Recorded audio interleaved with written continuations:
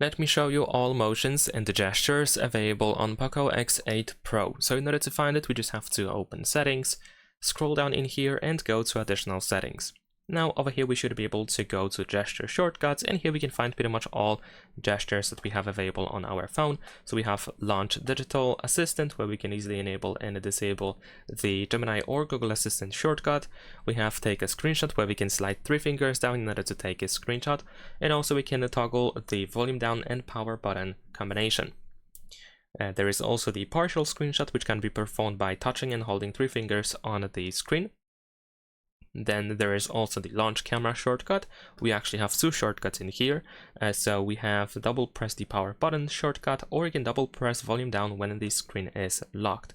There is also the torch option or flashlight option, or shortcut actually, which is similar to the one that we have in the camera. That is, we can use the double press power button shortcut. Of course, you cannot use both at once.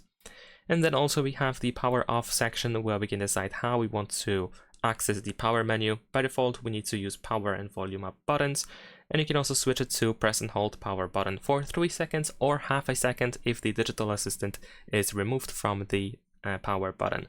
And that is pretty much all. Leave a like and subscribe.